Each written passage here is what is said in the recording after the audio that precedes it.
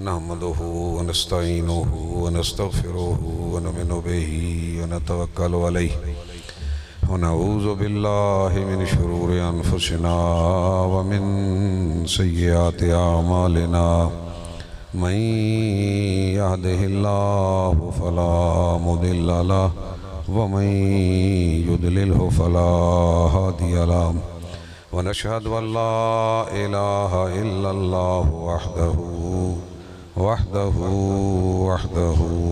لا شريك له ونشهد أن سيدنا وسندنا وحبيبنا وحبيب ربنا محمدا عبده ورسوله أما بعد فأعوذ بالله من الشيطان الرجيم بسم الله الرحمن الرحيم ما كان محمد أبا أحد من رجالكم ولكن رسول الله وخاتم النبيين وكان الله بكل شيء عليما صدق الله مولانا العظيم وصدق رسوله النبي الأمي الكريم ونحن على ذلك لمن الشاهدين والشاكرين والحمد لله رب العالمين.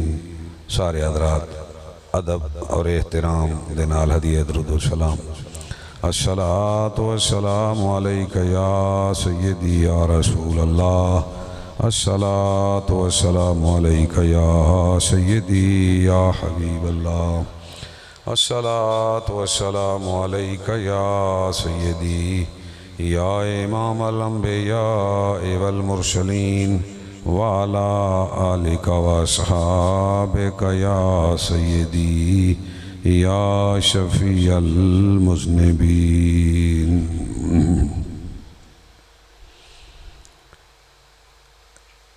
عزیز القدر حضرت علامہ مولانا رئیس احمد صدیقی صاحب نے اور الکرم فرنڈ کے جملہ ذمہ داران نے دعوت دی تھی کہ اس ختم نبوت کانفرنس میں اور محفل میلاد میں شرکت کروں. شیخ محترم استاذ العلماء فخر السادات صاحب اخلاص و محبت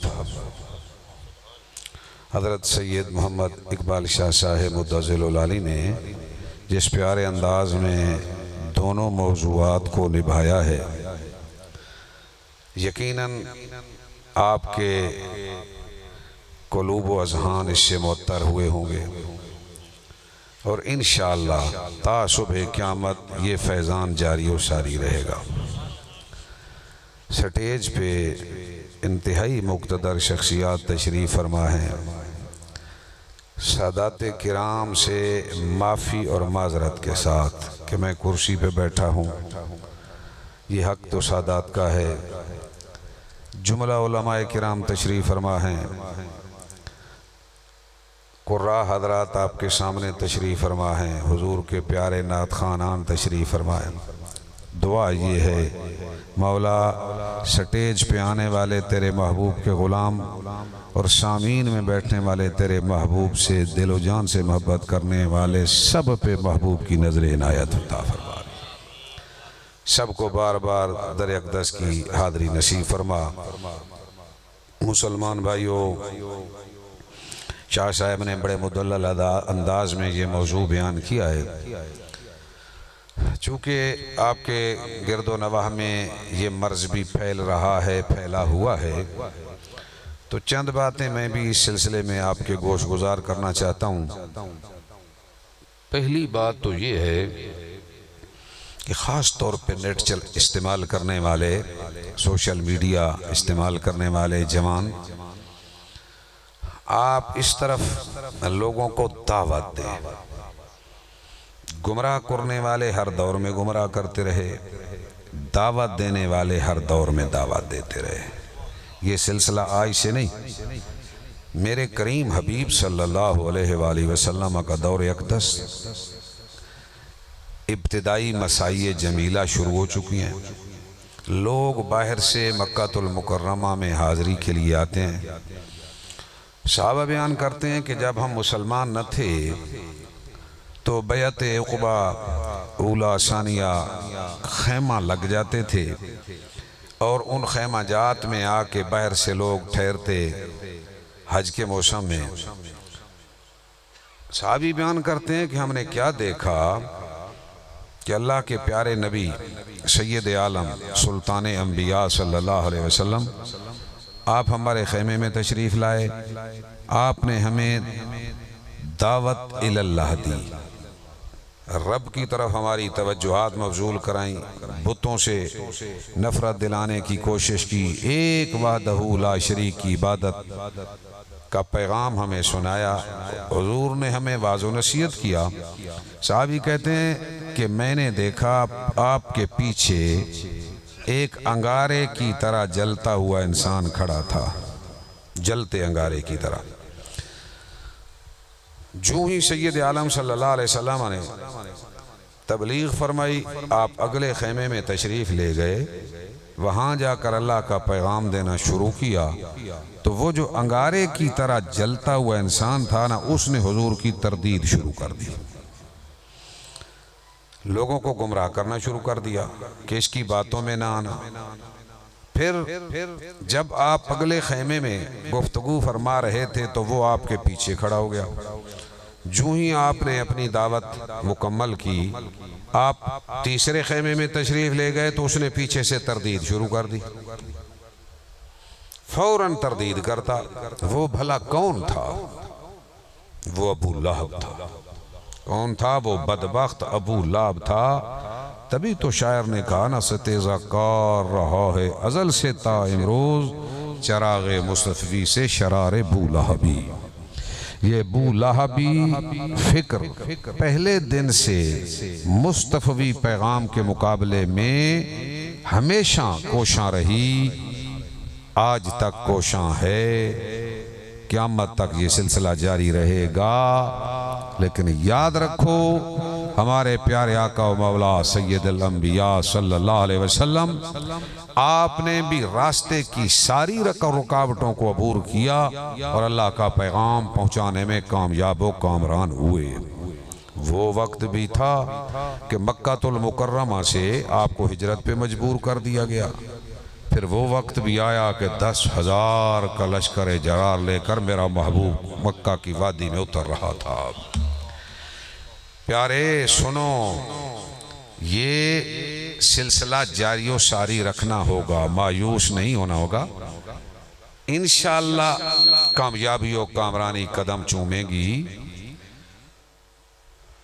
ختم نبوت یہ بھی وہی مسئلہ ہے کہ دور نبوی سے شروع ہوا. اسود انسی اور طلیحہ نے آپ کے دور میں نبوت کا دعویٰ کر دیا. بات تو بڑی حیرانی کی ہے. اور خدا جب عقل لیتا ہے حماقت آ ہی جاتی ہے. 40,000 آدمی مسلمہ کے پیروکار بن گئے. اسی طرح طلیحہ کو ماننے والے، اسی طرح اسود انسی. اب کیا ہوا؟ سید عالم صلی اللہ علیہ وآلہ وسلم کے ایک غلام حضرت ابو مسلم خولانی، وہ اسود انسی کے پاس گیا. اس نے پوچھا کہ کیا تو گواہی دیتا ہے کہ محمد اللہ کے رسول ہیں؟ آپ نے فرمایا ہاں، میں گواہی دیتا ہوں کہ محمد صلی اللہ علیہ وسلم اللہ کے رسول ہیں. اب اسود کہنے لگا کیا تو یہ گواہی دیتا ہے کہ میں اللہ کا رسول ہوں؟ حضرت ابو مسلم کہنے لگے میرے کان تو اس بات کو سن ہی نہیں سکتے، سننے ہی گوارا نہیں کرتے، اس سے میں بہرا ہوں، اس بات کو نہیں سنتا. تو اس نے بات بار بار دہرائی، سمجھ آ گئی. حکم دیا اپنے ماننے والوں کو کہ اس کو پکڑو. عشق نہیں آسان، بس اتنا ہی سمجھ لیجو. ایک آگ کا دریا ہے اور ڈوب کے جانا ہے. کیسے آگ کا دریا ہے؟ پکڑو ابو مسلم کو، جاؤ اس کو جلتی آگ میں ڈال کے جلا دو. سنو، مشکلات ہر کسی پہ آئی ہیں، لیکن غلامان مصطفیٰ راہ فرار کبھی اختیار نہیں کی انہوں نے۔ حضرت ابو مسلم کو پتہ چل گیا، اس نے آرڈر دے دیا ہے، آگ جلا دی گئی۔ قربان جائیے میرے رب تیری عظمت اور تیری شان پہ۔ ابو مسلم کو اس میں ڈال دیا گیا، اللہ نے آرڈر دیا آگ کو، میرے نبی کے غلام کو جلانا نہیں، جلانا نہیں۔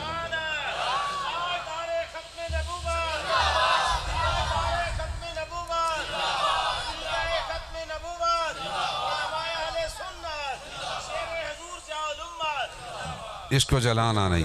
اللہ کا کرم، وہ آگ جو کبھی حضرت خلیل پہ گلو گلزار ہوئی تھی، میرے محبوب کے ختم نبوت کے پہرے دار پہ بھی گلزار ہو گئی۔ شان تو دیکھو نا، اس اعتقاد پہ پہرا دینے والوں کی عظمت اور شان تو دیکھو، کرم نوازیاں میرے رب کی دیکھو۔ اب کیا ہوا، حیران ہو گئے کہ یہ تو لوگوں میں بات پھیل گئی تو لوگ تو ہم سے متنفر ہو جائیں گے، آگ نے تو اس کو جلایا۔ آخری علاج ان کے پاس آگ ہی تھی، تو آگ تو ٹھنڈی ہو گئی، اب کیا کرتے؟ مشورہ دیا اس کے غلاموں نے، اس کے ماننے والوں نے، کہ انہیں در بدر کر دیا جائے۔ وہاں سے ان کو جلا وطن کر دیا گیا۔ سبحان اللہ، میرے نبی کا عاشق اپنی اونٹنی پہ سوار ہو کر چلتا چلتا چلتا بالآخر مدینہ النبی مسجد نبوی کے باہر آ کے اپنی اونٹنی کو باندھ دیا، مسجد میں نماز پڑھنی شروع کی۔ ہاں، تاڑنے والے بھی قیامت کی نظر رکھتے ہیں۔ حضرت فاروق اعظم نے یوں دیکھا نا، پتہ چلا کہیں دور سے شخص آیا ہے۔ پوچھا کہاں سے آئے ہو؟ کہا یمن سے۔ کہا ادھر تو ہمارے محبوب کے ایک غلام کو وہاں لوگوں نے آگ میں جلایا تھا، تو وہ اللہ نے اس پہ گلو گلزار بنا دی آگ۔ تو حضرت ابو مسلم نے بات کو واضح تو نہ کیا، لیکن اشارے میں جواب دیا۔ حضرت فاروق اعظم تاڑ گئے، فرمایا معلوم ہوتا ہے تو وہی ابو مسلم خولانی ہے۔ کہا ہاں میں ہوں تو وہی۔ حضرت فاروق اعظم نے محبت اور پیار کا اظہار کیا، انگلی پکڑی، کہا چل میرے ساتھ، امیر المومنین ابی بکر صدیق کی بارگاہ میں حاضر ہوتے ہیں۔ جب وہاں حاضر ہوئے نا، آؤ کس شان سے غلاموں کے سودے ہوتے ہیں اور کیا عظمتیں ملتی ہیں۔ وہ صدیق اکبر جن کو افضل البشر بعد الانبیاء کی شان حاصل ہے، جن کو میرے محبوب نے خود اپنے مسلح پہ کھڑا کیا ہے، سب صحابہ کو پیچھے کھڑا کیا ہے، وہ شان رکھنے والے خلیفہ اول خلیفۃہ بلا فصل حضرت صدیق اکبر تشریف فرمائے، اور پھر فاروق اعظم جیسا صاحب رعب و جلال، جس کی شان یہ ہے کہ قیصر و کسریٰ کے بادشاہ اپنے اپنے محلات میں بیٹھے ہوئے، قیصر و کسریٰ وہاں جب سنتے تھے کہ فاروق اعظم کی فوجوں کا رخ فلاں طرف ہو رہا ہے، اپنے محلات میں لرزہ بر اندام ہو جایا کرتے تھے۔ جس کے آنے سے رستے پہ شیطان گلی کوچے چھوڑ جایا کرتا تھا، آج قربان جائیے کیا ہو رہا ہے۔ حضرت صدیق اکبر حضرت فاروق اعظم کیا عزت عطا کر رہے ہیں، قدردانی دیکھو نا ختم نبوت کے پہرہ دار کی۔ حضرت صدیق اکبر ایک طرف بیٹھ گئے، حضرت فاروق اعظم دوسری طرف بیٹھ گئے، اور حضرت ابو مسلم کو اپنے درمیان بٹھا لیا۔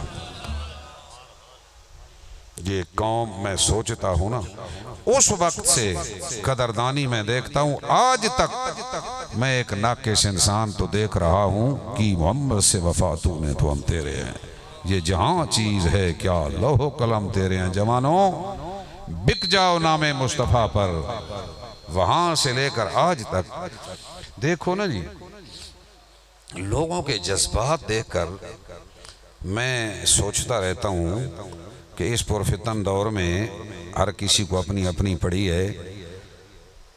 اللہ گواہ ہے کہ ہمارے اندر اعمال کی کمزوریاں ضرور ہیں، امت عمل کے معاملے میں کمزور ضرور ہو چکی ہے، لیکن یہ تھرمامیٹر لگا کے جب چیک کیا تو پتہ چلا اس کے مصطفیٰ ابھی بھی ٹھاٹھے مار رہا ہے۔ کم کوش تو ہیں لیکن بے ذوق نہیں راہی۔ اس لیے میں گزارش کر رہا ہوں کہ آپ ان لوگوں کو میسیجز کے تھرو اور ہمارے آقا و مولا صلی اللہ علیہ وسلم کا جس طرح انداز تھا نا کہ آپ مکہ المکرمہ میں تشریف لائے تو فرمایا میں تم سے کیا سلوک کروں؟ کہا عرض کرنے لگے آپ کریم ابن کریم ہیں، کرم فرمائیے۔ حضور نے فرمایا نا لا تثریب علیکم اليوم، خدا گواہ تاریخ میں ایسی مثال کوئی نہیں پیش کر سکتا۔ جان کے دشمن، مشن کے دشمن، گھر بار لے لیا، اللہ کا گھر کعبۃ اللہ اس میں بھی ٹھہرنے نہ دیا، حد آخری کر دی۔ پھر آپ مدینہ پاک تشریف لے گئے، پیچھے سے چڑھائی کر کے فوجیں وہاں لے گئے، ایک جنگ پھر دوسری جنگ، کوئی کسر نہ اٹھا رکھی۔ قربان جائیے جب گرفت میں آئے نا تو سامنے قیدی بن کے بیٹھے تھے۔ قربان جائیے میرے آقا صلی اللہ علیہ وسلم آپ کی عظمت شان پر فرمایا کیا سلوک کروں؟ عرض کی کریم ابن کریم ہے، فرمایا لا تثریب علیکم اليوم، کوئی آج تم سے بارز پرس نہیں، انتم مطلقا، سب معاف۔ ابو جہل کی بہو حاضر ہو گئی، عرض کرتی ہے سب کے لیے تو معافی، کیا ابو جہل کے پتر کے لیے بھی معافی ہو سکتی؟ کرتوت جو یاد تھے، جس نے کوئی کسر نہیں اٹھا رکھی تھی۔ مسلمانوں دل پہ ہاتھ رکھ کے سوچو، جس محبوب کے قدموں میں ہم آئے ہیں اس کی عظمت اور شان تو دیکھو۔ سرکار نے فرمایا آج ابو جہل کے بیٹے کے لیے بھی معافی کا عام اعلان کیا جاتا ہے، ورنہ جب تک دنیا میں بادشاہ قابو پاتے رہے نا، نسلوں کو فنا کرتے رہے، حتیٰ کہ جب میں مصر جامعۃ الازہر میں پڑھنے کے لیے گیا تھا تو وہاں بہت بڑے اہرام ہیں، بڑے اہرام مصر، وہ تقریباً جتنی یہ آپ کی مسجد کا ایریا ہے اتنی ان کی چوڑائی ہے، چورس، پھر اس کو اس طرح اوپر کم کرتے چلے جاتے ہیں، آخر میں جا کے ایک چونچ مینار سی بن جاتی، بہت اونچی کہ آدمی کی پگڑی ہو تو وہ گر جائے اس کی چوٹی کو دیکھتے ہوئے۔ میں نے پاس کھڑے ہو کر ایسے دیکھا، پتہ چلا 40 من کا ایک ایک پتھر، پتہ نہیں کن من جنوبوں سے اس دور میں انہوں نے وہاں کھڑا کیا۔ میں نے پوچھا اس کی ضرورت کیا پڑی؟ کہنے لگے نیچے فرائنہ مصر کی قبریں ہیں۔ تو میں نے کہا قبر کے اوپر اتنے بڑے بڑے پہاڑ؟ کہا اس لیے کہ یہاں دور تھا جب دشمن دوسرے دشمن کے علاقے کو فتح کرتا تو قبریں اس سے ہڈیاں نکال کے ان کو درے لگاتے، ان کے بیٹوں نے اوپر تحفظ دیا ہے، پہاڑ قائم کیے۔ واہ بھائی واہ، یہ انسانی سلوک ہے، انسانیت کے ساتھ۔ قربان جائیے میرے کریم محبوب تو ابو جہل کے بیٹے کو بھی کہہ رہے ہیں لا تثریب علیکم اليوم۔ کون مثال پیش کرے میرے کریم حبیب صلی اللہ علیہ وسلم کی؟ لوگ آ گئے دعویٰ کرنے کے لیے نبوت کا، کوئی کمی میرے محبوب میں رب نے چھوڑی تھی کہ نئے لوگ میدان میں اترے کہ وہ کمی ہم آ کے پوری کریں گے؟ الیوم اکملت لکم دینکم واتممت علیکم نعمتی ورضیت لکم الاسلام دینا۔ کہتے ہیں ہم قرآن کو بھی مانتے ہیں تو یہ آیت کدھر گئی؟ تکمیل تو ہو چکی، ضرورت کیا تھی؟ ختم النبیین میں تحریف کر ڈالی۔ میں کہنا یہ چاہتا ہوں کہ لفظوں میں تحریف کی گئی اور تحریف شدہ تفسیریں تقسیم کی جاتی ہیں، جس کی خاطر ہم کیس لڑے اور اللہ کریم نے ہمیں فتح و نصرت عطا فرمائی، محبوب کی نظر عنایت کے صدقے، سرکار کے کرم کے صدقے، ارواح طیبہ کے فیضان سے رب کائنات نے یہ سرخروئی عطا فرمائی۔ میرے محبوب سے نسبت غلامی رکھنے والوں پوچھا تو کرو، اور ذی شعور حضرات کو میں یہ عرض کرنا چاہتا ہوں کہ آپ دعوت الی الحق کی خاطر ان لوگوں کو سمجھانے کی کوشش کرو۔ میرے کریم اگر ابو جہل کے بیٹے کو جلتا نہیں دیکھ سکتے، واپس لانا چاہتے ہیں تو وہی سنت ہمیں بھی اپنانا ہوگی، ان کو واپس لاؤ۔ بے وقوفو کدھر جا رہے ہو؟ آؤ در مصطفیٰ پہ جھک کے تو دیکھو، کیا کچھ یہاں نہیں ملتا؟ قرآن کے معنی کی سب سے اچھی تشریح مفہوم جو حدیث میں بیان ہوا اس کے مقابلے میں اور کوئی نہیں۔ اللہ کے محبوب نے خاتم النبیین کا معنی کلیئر کر دیا، انا آخر الانبیاء وانتم آخر الامم، میں آخری نبی ہوں، تم آخری امت ہو۔ ہر نبی اپنی امت کو دجال سے ڈراتا چلا آیا اور وہ یقیناً اس میری امت میں ہی ظہور پذیر ہوگا۔ انا العاقب الذی لیس بعدہ نبی ان الرسالۃ والنبوۃ قد انقطعت فلا رسول بعدی ولا نبی۔ یہ تمام آیات احادیث ملا کر بہت ساری حدیث ہیں۔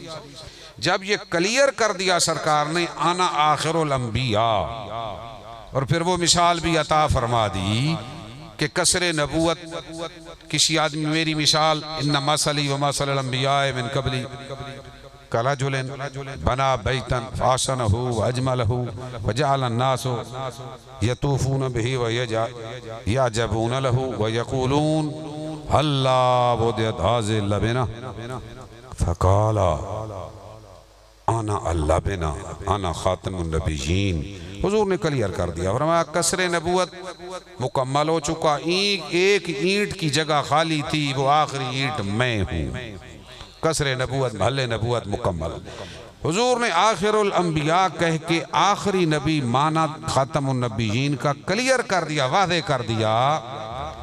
اب جو لوگ کوئی اور مفہوم بیان کریں گے تو ان کو آپ اتنا تو کہو یا کہہ دو ہم حدیث کو مانتے نہیں، اور کلیئر کٹ یہ دھوکہ قوم کو کیوں دیتے ہو کہ ہم مسلمان ہیں، ہم قرآن کو بھی مانتے ہیں، حدیث کو بھی مانتے ہیں۔ کیسے مانتے ہو؟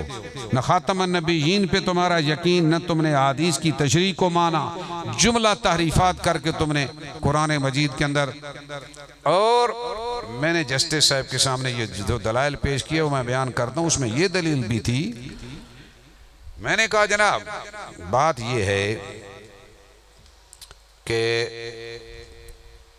جو لوگ آئین کے اندر موجود تعریف مسلم کو تسلیم نہیں کرتے، مسلمان کی تعریف میں واضح درج کر دیا آئین میں کہ جو سید عالم صلی اللہ علیہ وسلم کو آخری نبی تسلیم کرے گا وہ مسلمان ہوگا۔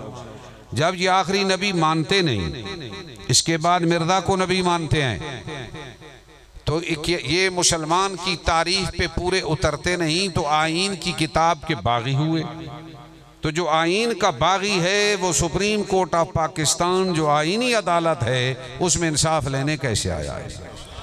میں نے کہا پہلا سوال تو میرا یہ ان سے پوچھو۔ دوسری بات یہ ہے کہ میں نے یہ بھی کہا کہ یہ کیسے ممکن ہو سکتا ہے؟ آپ ہر دور کے ارباب اقتدار، انتظامیہ کے افسر، عدلیہ کے حضرات، ان کے سامنے بحیثیت مسلمان یہ نقطہ رکھا کرو جہاں کہیں کوئی اس قسم کا کیس ہو۔ تو میں نے بھی وہاں یہ پوائنٹ سامنے لایا۔ میں نے کہا آپ چیف جسٹس آف پاکستان ہیں، اب دوسری بلڈنگ میں باہر کوئی آدمی کہے کہ آزادی اظہار رائے کا قانون موجود ہے، لہذا کوئی بیٹھ کے دعویٰ کر دے میں بھی چیف جسٹس آف پاکستان ہوں، تو کیا اس کو ہم تسلیم کر لیں؟ یہ پوائنٹ ذہن نشین کر لو۔ تیسری بلڈنگ میں کوئی آدمی بیٹھ کے کہہ لے کہ اظہار آزادی رائے کا قانون موجود ہے، تو وہ کہے میں چیف آف آرمی سٹاف ہوں، تو کیا اس کو بھی مان لیں؟ باہر بورڈ بھی لگا دیں۔ میں نے کہا قانون کا ہاتھ ان کو گرفت میں لے گا اور لینا چاہیے کہ وہ آئین اور قانون کے منحرف اور باغی ہے جو کہہ رہا ہے۔ تو میں نے کہا جو قانون کا باغی و منحرف ہے تو اس کے لیے سزا ہے۔ ایک چیف جسٹس آف پاکستان کے ہوتے ہوئے کوئی دوسرا چیف جسٹس آف پاکستان نہیں ہو سکتا۔ ہمارے پیارے آقا و مولا محمد رسول اللہ کے ہوتے مرزا بھی نبی نہیں ہو سکتا۔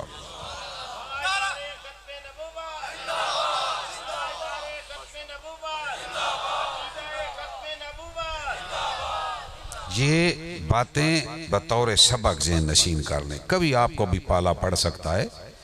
یہ تیاری ہونی چاہیے ہمارے دوستوں کی کہ کسی انتظامی عدالت میں، کہیں تھانے میں، کہیں ڈی سی او کے ہاں، ڈی پی او کے ہاں یہ باتیں چل نکلتی ہیں تو پوچھا کرو کہ یہ کیسے ممکن ہے، مسلمان کیسے برداشت کرے؟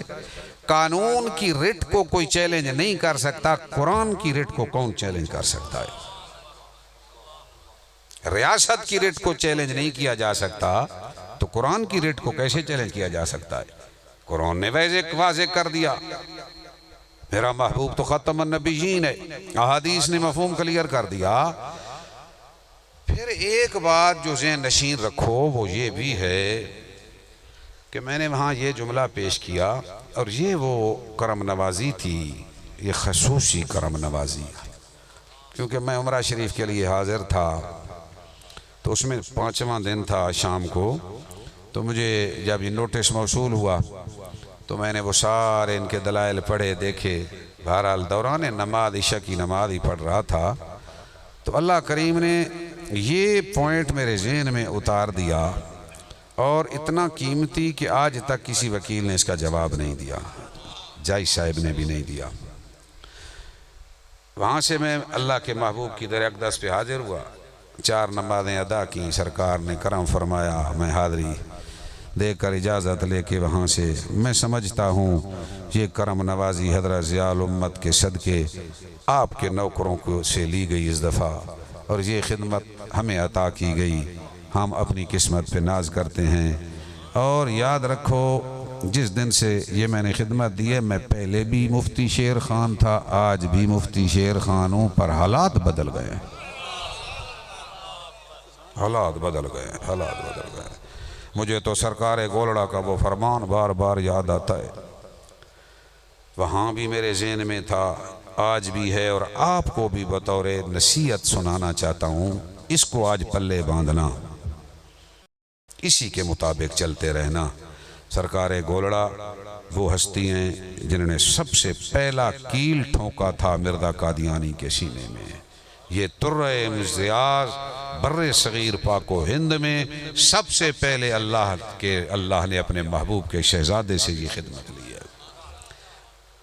تو وہاں مدینہ پاک سے جدائی مشکل مرحلہ تو ضرور ہوتا ہے نا، وہ آسان کام تو نہیں، تو بوجھ تو محسوس ہوا، نصیب میں پتہ نہیں کیا ہوگا بعد میں، لیکن میرے سامنے چونکہ سرکار گولڑا کی کمیشل راہ تھا، آپ کا اسوہ تھا، تو زیادہ اجتہاد مجھے نہیں کرنا پڑا۔ میں نے سوچا اگر سرکار گولڑا سید مہر علی شاہ پاک آپ مدینہ پاک کو چھوڑ کے پاکستان اس کام کے لیے جا سکتے ہیں، تو شیر خان ادھر تو بھی نہ بیٹھ، پہنچنے کی کوشش کر۔ تو میں بھی دوڑا، اور سنو، سرکار گولڑا نے یہ فرمایا تھا، جو آدمی ختم نبوت کے لیے کام کرتا ہے، میرے کریم محبوب کا دست اقدس اس کی پشت پناہی کرتا ہے۔ اس لیے اس امید سے ختم نبوت کے لیے ہر بندہ کوئی نہ کوئی حصہ ڈالنے کی کوشش کرو، تاکہ ہم بھی اس لسٹ میں آ جائیں کہ میرے محبوب کی نظر عنایت ہم پہ چھم چھم برسنا شروع ہو جائے، فیضان مصطفیٰ سے حصہ ہمیں سب کو ملنا شروع ہو جائے۔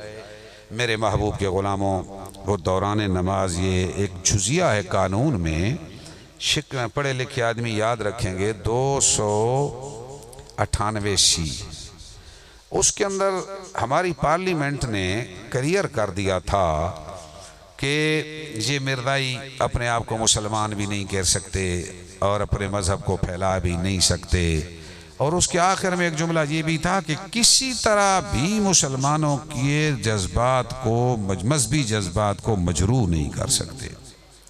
بس یہ جملہ میرے ذہن میں بیٹھ گیا، میں نے کہا میں جا کے سوال کرتا ہوں، تو میں نے یہاں جسٹس صاحب کے سامنے کہا کہ جب اتنا مطلق لفظ کلیئر، جس میں کوئی گنجائش نہیں چھوڑی گئی، نہ عوامی مقام کی نہ نجی مقام کی، بالکل واضح کر کے بیان کر دیا گیا، کسی طرح مسلمانوں کے مذہبی جذبات مجروح نہیں کر سکتے، تو پھر ان کو کیوں رعایت دی جا رہی ہے؟ میں نے پوچھا جناب ذرا بتائیے، حقائق پہ نظر دوڑائیے، اس وقت جب میں سپریم کورٹ کے روسٹم پہ کھڑا تھا تو میں نے کہا کیا اس وقت باہر سے ملکی حالات کا جائزہ تو لو، مسلمان تو سارے روڈوں پہ آ چکے ہیں، جذبات آج بھی مجروح نہیں ہوئے تو کب ہوں گے؟ سارے مسلمانوں کے مذہبی جذبات مجروح ہو چکے ہیں، روڈ بھر چکے ہیں، بند ہو چکے ہیں، تو پتہ چلا آئین کو توڑنے والوں نے توڑا ہے قانون کو، لہذا ان کے خلاف سزا جاری ہونی چاہیے، کیونکہ وہ قانون سے وائلیشن کر چکے ہیں، اور آپ اگر کوئی رعایت دیں گے تو گویا قانون نے جو رعایت نہیں دی، ایسی تشریح کرنے کی بھی سپریم کورٹ کو اختیار نہیں، اس کے دائرہ اختیار سے یہ تشریح باہر ہے کہ روح قانون کے خلاف ہو۔ آپ ایسی وضاحت کر سکتے ہیں جو قانون کی روح کے مطابق ہو اور مقصود کے مطابق ہو۔ اس پہ میں نے کئی حوالہ جات دیے، بہرحال اس پوائنٹ کو بھی ذہن نشین کر لو۔ ایک اور پوائنٹ، یہ کام آنے والی چند چیزیں ہیں، میں بار بار اس لیے دوہرا رہا ہوں، کوئی پتہ نہیں ہم مر جائیں تو آپ لوگ تو پہلے لوگ اٹھتے جا رہے ہیں، نئے اللہ کریم پیدا کرتا چلے، جو ہمارے ذہن میں چیزیں آئیں وہ میں نے جناب آج بھی پہلے تو 42 پیراگراف کا جواب لکھا تھا، 5-6 رہ گئے تھے، اس دن آخری منٹ پہ ہم دوڑے، وہ بس اتنے تک ہی پہنچے، رات کو لکھ کے صبح لکھ کے ٹائم اتنا ہی تھا۔ آج میں نے وہ اگلے بھی سارے پیراگراف پورے کر دیے اور دوبارہ سپریم کورٹ کو ارسال کر دیے ہیں۔ میں نے کہا دوبارہ فیصلے میں کوئی کمی نہیں رہنی چاہیے، ہم ہر پوائنٹ کا جواب دینے کو تیار ہیں، اور اگر کوئی تشفی چاہیے پھر بھی حاضر ہو جائیں گے۔ بات یہ ہے کہ اس میں ایک 39 نمبر پیراگراف آلریڈی فیصلہ موجود ہے کہ مرزائیوں دیگر اقلیتوں سے مرزائیوں کے معاملات مختلف ہیں، اس پہ ہمارا فیصلہ جسٹس سلیم اختر کا نوٹ موجود ہے۔ تو میں نے وہاں گزارش کی کہ آپ کے فیصلے میں ہی 39 نمبر پیراگراف ہے جس میں یہ جملہ جسٹس سلیم اختر نے لکھا ہوا ہے، اور اس کے نیچے کہ مرزائیوں کے معاملات دیگر اقلیتوں سے مختلف ہیں کیونکہ یہ دوسرے اقلیتوں سے مختلف مقام پہ کھڑے ہیں۔ اس کی وضاحت، عیسائی ہے اپنے آپ کو عیسائی کہلاتا ہے، یہودی ہے اپنے آپ کو یہودی کہلاتا ہے، ہندو ہے اپنے آپ کو ہندو کہلاتا ہے، اپنے انہوں نے عبادت خانے بنائے ہوئے ہیں، ان کے نام رکھے ہوئے ہیں۔ یہ گھس گئے ہمارے اندر کالی بھیڑوں کی طرح، اپنے آپ کو مسلمان کہلا کر، قرآن دکھا کر، غلط معنی بیان کر کے میں نے کہا ہماری نسلوں کو کافر بنا کے دوستی بنانا چاہتے ہیں، ہم یہ اجازت نہیں دے سکتے، ہم یہ اجازت نہیں دے سکتے۔ وجہ یہ ہے، ورنہ عیسائی بھی کر رہے ہیں، ان کچھ کہتے ہیں، یہودی بھی بس رہے ہیں، ہندو بھی بس رہے ہیں پاکستان میں، لیکن انہوں نے اپنے آپ کو اقلیت تسلیم کر لیا ہے، انہوں کو ان کی اپنی شناخت ہے، ٹائٹل ہے، بندے کو پتہ ہے میں عیسائیوں کے گرجے میں جا رہا ہوں، یہودیوں کے ہاں جا رہا ہوں، کلیسے میں جا رہا ہوں، عیسائیوں کے ہاں۔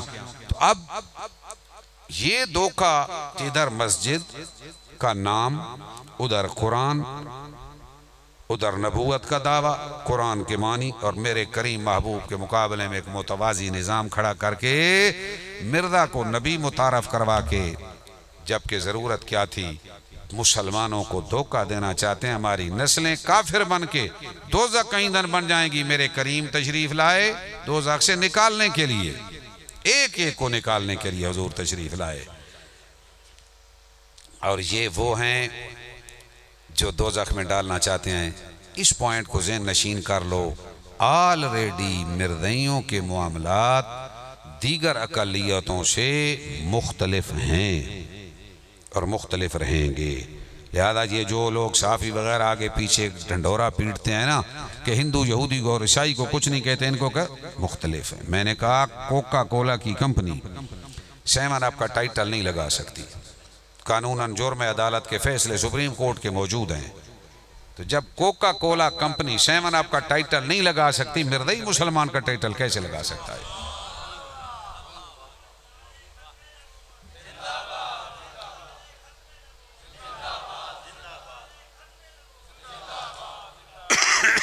بہرحال بہت سارے دلائل تھے، میری طبیعت اتنی اچھی نہیں میں سارے آج بیان کر سکوں۔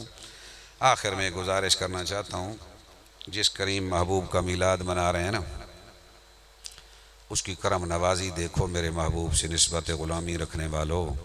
میں حدیث پاک پڑھ رہا تھا، قربان جائیے سید عالم نے فرمایا ہر نبی کی ایک مقبول دعا ہوتی ہے، ہر نبی کی ایک، فرمایا سب انبیاء نے جلدی کر لی، اپنے اپنے دور میں وہ دعا رب سے مانگ لی۔ سب نبیوں نے وہ دعا رب سے مانگ لی. وہ قربان جائیے میرے رحمت للعالمین آقا. فرمایا میں نے وہ رب سے نہیں مانگی. کریم کس لیے؟ فرمایا میں نے وہ دعا سٹاک رکھی ہوئی ہے روز قیامت اپنی امت کی شفاعت کے لیے مانگوں. ہائے ہائے امتی اب بھی وفا نہ کر تو مر جا مر جا مر جا. ہاں زندہ باد زندہ زندہ باد زندہ.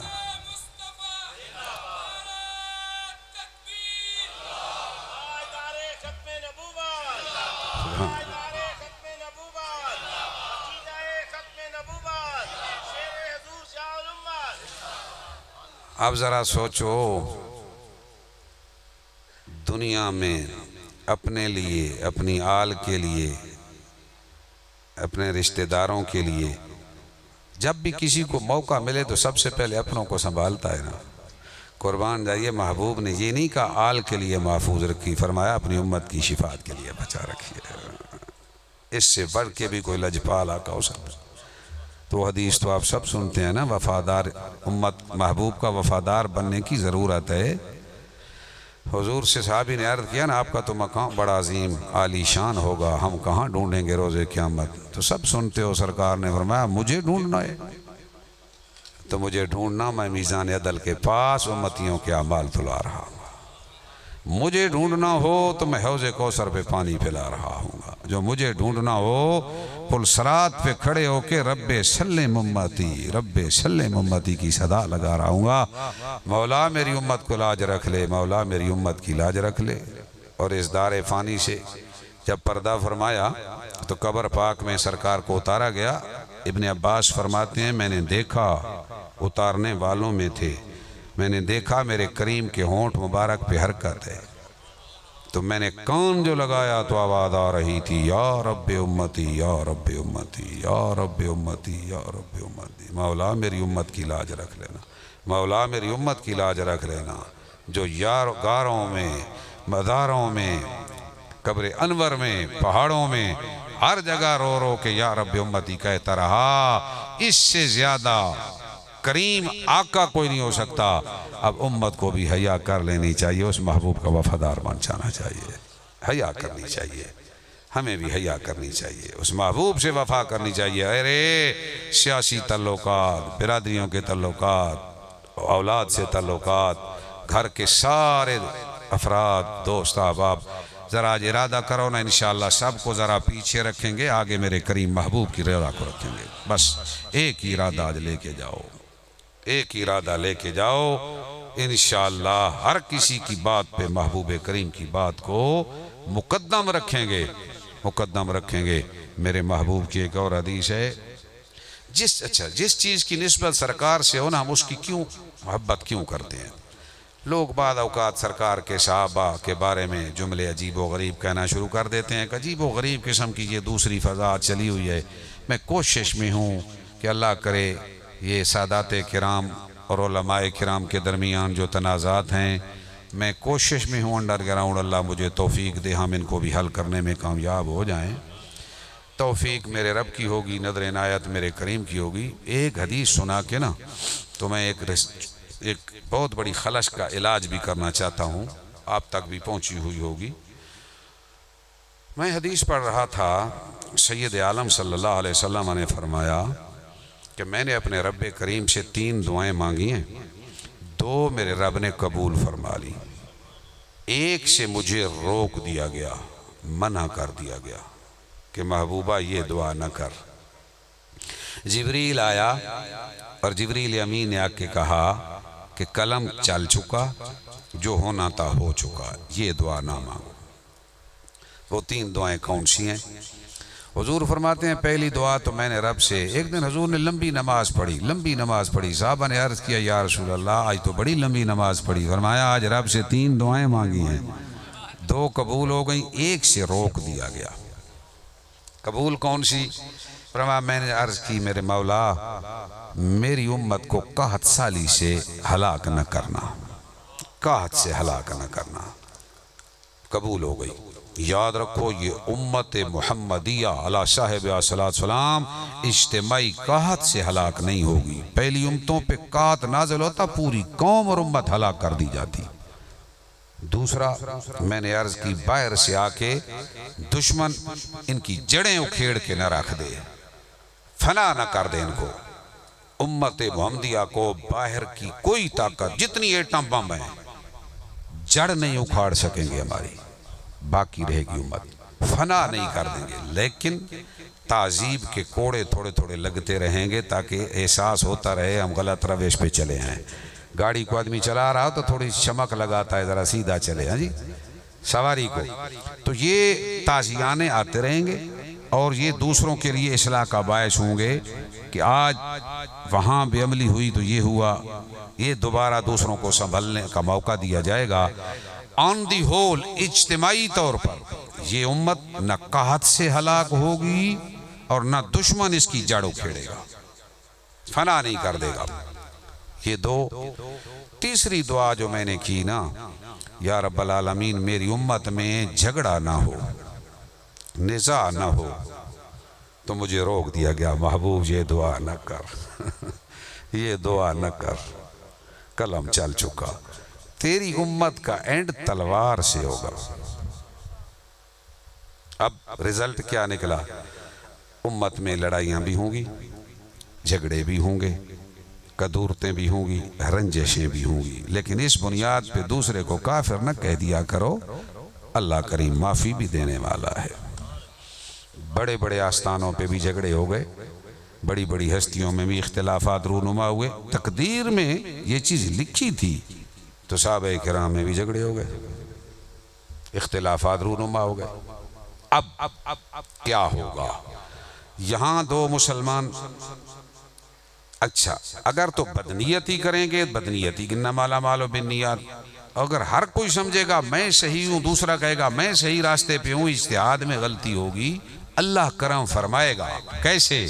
قرآن کی آیت، سارے حضرات جو پڑھے لکھے ہو اس آیت کو آج کے اس پرفتن دور میں فٹ کرنے کے لیے اس آیت کی تشریح تفسیر ضرور پڑھیے گا۔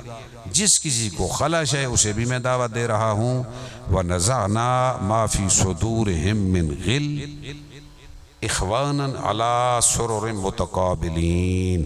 یاد رکھنا، اللہ فرماتا ہے قیامت کا دن ہوگا، اپنے محبوب کے غلاموں کے دلوں میں جو ایک دوسرے کے بارے میں رنجش، کدورت ہوگی، غل ہوگی، اللہ فرماتا ہے وہ ہم نکال کے محبوب کے غلاموں کو آمنے سامنے پلنگوں پہ بٹھا کے بھائی بھائی بنا دیں گے۔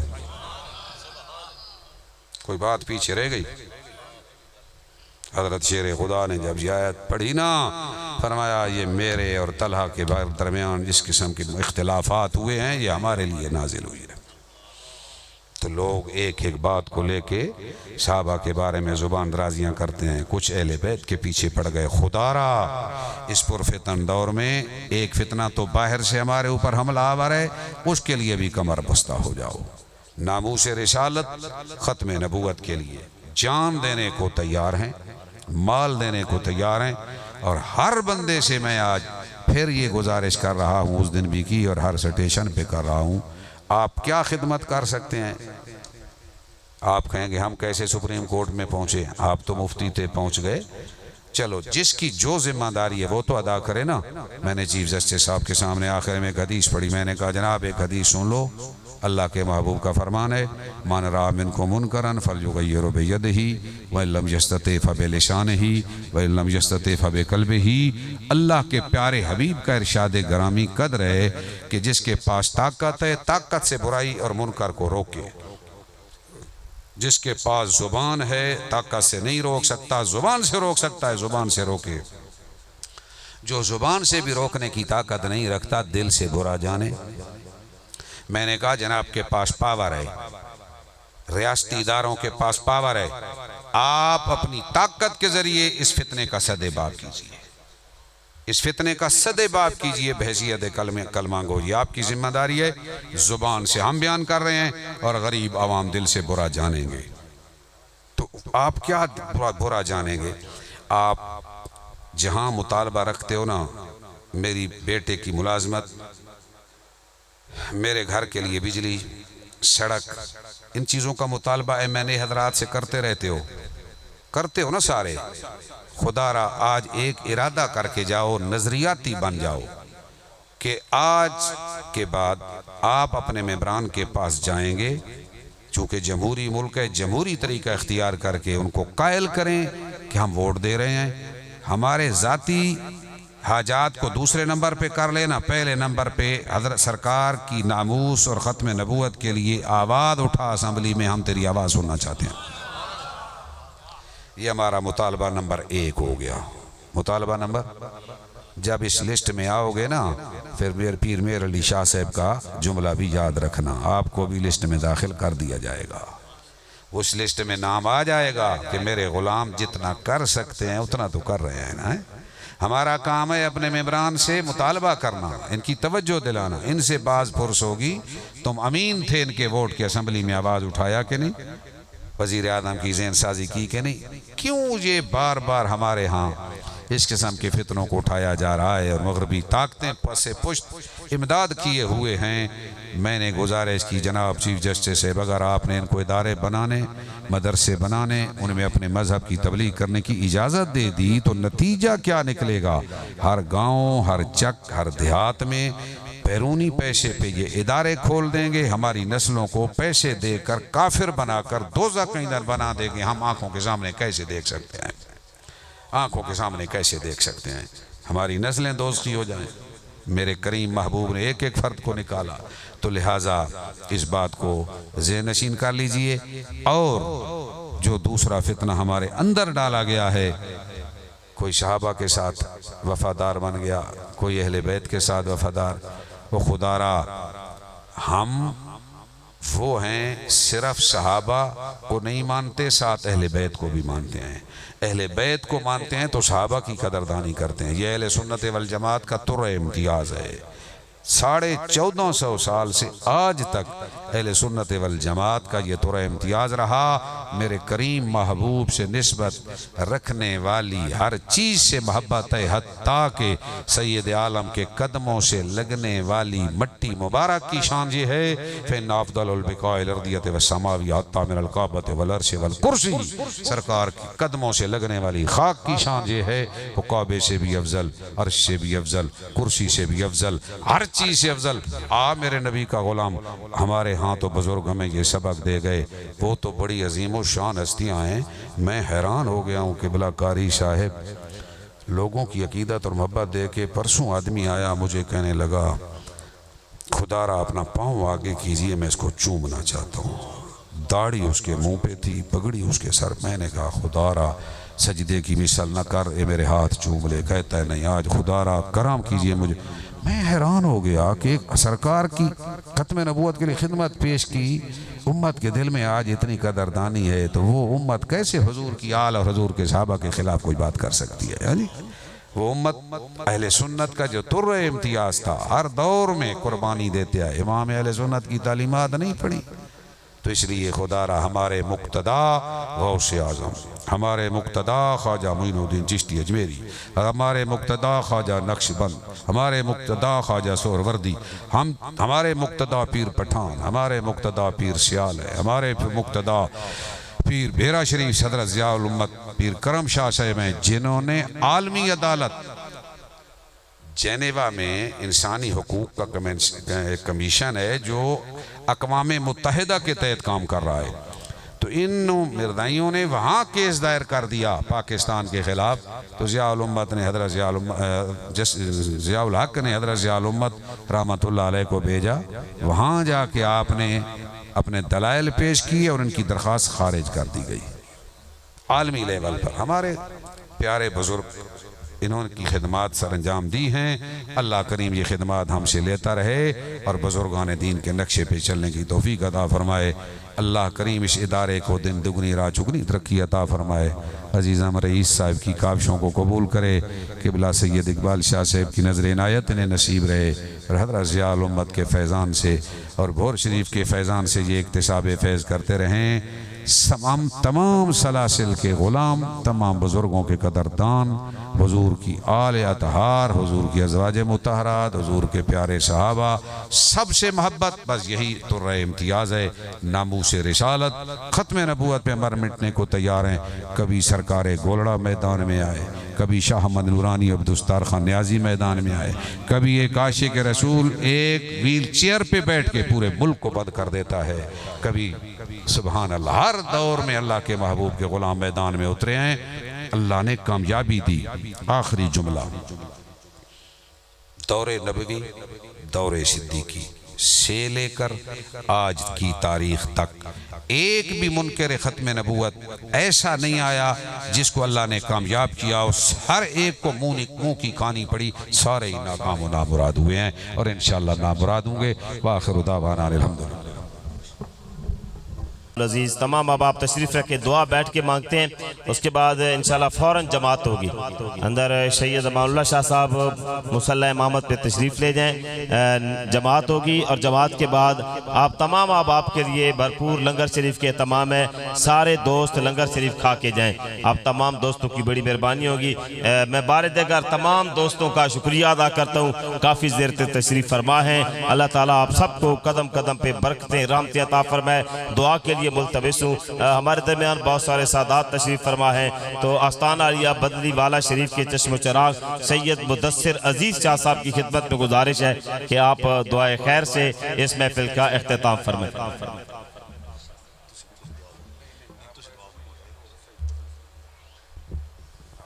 اللہم صلی علی سیدنا محمد وعلی آل سیدنا محمد واصحاب سیدنا محمد مبارک وسلم صلی علیہ۔ اللہم صلی علی سیدنا محمد فی اول کلامنا، اللہم صلی علی سیدنا محمد فی اوسط کلامنا، اللہم صلی علی سیدنا محمد فی آخر کلامنا۔ ربنا تقبل منا انک انت السمیع العلیم وتب علینا انک انت التواب الرحیم۔ یا علیہ اس محفل پاک کے صدقے ہم تمام حاضرین کی خطاؤں کو معاف فرما، نیک اعمال کرنے کی توفیق عطا فرما۔ یا علیہ تم مسلمان بے نمازین کو نماز پڑھنے کی توفیق عطا فرما۔ یا علیہ تم مسلمان بیمارن شفاء کاملہ اللہ نصیب فرما۔ یا علیہ ہم تمام حاضرین کے دلوں کی نیک حاجات کو پورا فرما۔ یا علیہ قبلہ مفتی صاحب کی صحیح جمیل کو قبول فرما کے مزید برکتیں عطا فرما۔ ہم تمام حاضرین کو عقیدہ ختم نبوت پہ زندگی عطا فرما اور اسی پہ موت عطا فرما۔ یا علیہ تم مسلمان بیمارن شفاء کاملہ اللہ نصیب فرما۔ یا علیہ تم مسلمان پریشان ان کی پریشانی تکلیفوں کو دور فرما۔ حضرت علامہ رئیس صاحب کے اس کار خیر میں مزید برکتیں عطا فرما۔ ہم تمام حاضرین کو دین اسلام کی بے لوث خدمت کرنے کی توفیق عطا فرما۔ ہمارے دلوں کے نیک ارادوں کو پورا فرما۔ ربی جعلنی مقیم الصلاۃ ومن ذریتی ربنا وتقبل دعا ربنا اغفر لی ولوالدی وللمؤمنین یوم یقوم الحساب ربنا آتنا فی الدنیا حسنۃ وفی الآخرۃ حسنۃ وقنا عذاب النار وقنا عذاب القبر وقنا عذاب الحشر وقنا عذاب السکر وقنا عذاب المیزان لی خمسۃ نطفی بہا حر الوباء الحاتمہ المصطفیٰ والمرتضیٰ وابناہما والفاطمہ وصلی اللہ تعالی علی حبیب خیر خلقہ ونور عرشہ وزینت فرشہ محمد وآلہ وصحبہ اجمعین۔ ایک دو اپیل سن لو سارے حضرات، پڑھے لکھے حضرات جتنے لوگ ائمہ مساجد ہیں یا دوسرے، مختصر مرزا قادیانی دے بارے جو سمندر نو کوزج بند کیتا ہے نا اعلیٰ حضرت بریلوی رحمت اللہ علیہ نے، فتاوی رضویہ جلد نمبر 14 280 صفحے، یہ سارے خطیب پڑھ لو ایک دفعہ، اس دے اندر خلاصہ تھوان ملوے اسی 1.5 صفحے دے اندر اس طرح سمندر کوزج بند ہویا پیا۔ اس دے نال ثبوت حاضر ہیں، متین خالد صاحب دی کتاب ہے، خود وچ عقائد و نظریات اور مغلظات دا ذکر ہے۔ یہ چیزاں خود بھی پڑھو تے جیڑے کوئی بچیاں نو گمراہ کیتا جا رہا ہے انہاں پڑھاؤ تے سمجھاؤ، ذرا ویکھو تو صحیح حال ہے تسی کس طرف جا رہے ہو۔ اللہ کریم توفیق عطا فرما۔ تمام اب آپ مسجد کے حال میں تشریف لائیں۔